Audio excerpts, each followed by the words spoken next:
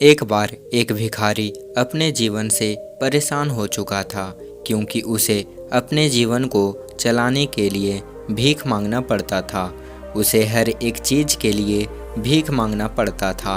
इसी बात को लेकर वह दुखी रहता था और दिन भर यही सोचता कि उसकी जीवन में बदलाव कैसे आएगा। यह सोचकर वह निराश हो जाता। वह हर दिन देखता कि बहुत सारे लोग निराश होकर आंखों में आंसू लिए लोग और विभिन्न चिंताओं से परेशान लोग गौतम बुद्ध की तरफ जाते और वापस लौटते समय वे लोग बहुत ही खुश होते थे।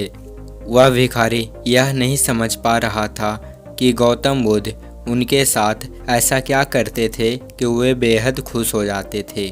वापस लौटते हुए लोगों के हाथों में ना तो ढेर सारे पैसे होते थे, ना ही सोने चांदी।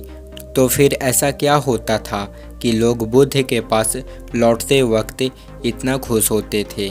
यह सब सोचकर वह भिखारी भी निर्णय लिया कि वह भी महात्मा बुद्ध के पास जाएगा और देखेगा कि ऐसा वहाँ क्या हो रहा है कि दुखी लोग उनके पास जाकर खुश हो जाते हैं।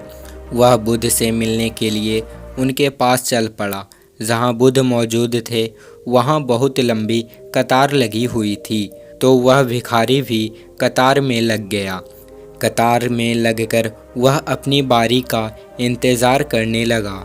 देखते देखते उसकी बारी आई और उसने बुद्ध से कहा, बुद्ध, मैं बहुत गरीब हूँ, मेरे पास कुछ भी नहीं है। मुझे अपना जीवन चलाने के लिए दूसरों से भीख मांगनी पड़ती है। अब आप ही बताइए कि मैं अपने जीवन को कैसे बेहतर कर सकूं।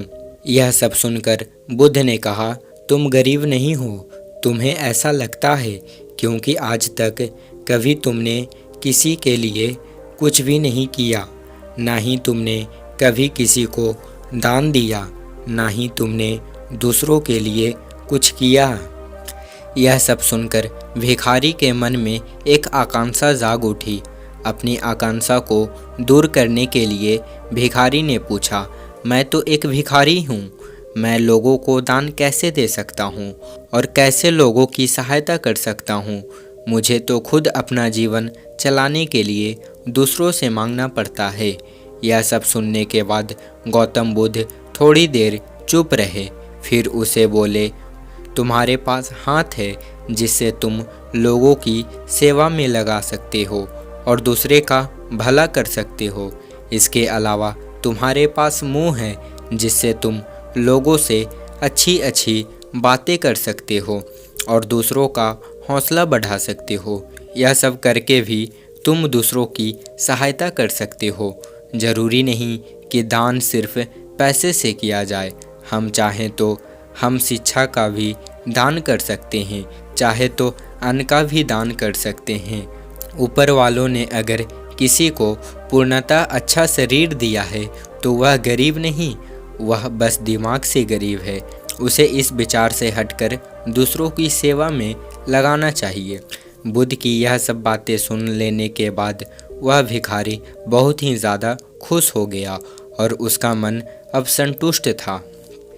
हम सब इस बात की चिंता में समय बर्बाद कर देते हैं कि हम गरीब हैं, लेकिन यह सत्य नहीं है। सत्य तो यह है, जब तक हमारा शरीर पूरी तरह से बेहतर है तो हम उसका उपयोग करके आगे बढ़ सकते हैं और खुद के जीवन को बेहतर बना सकते हैं।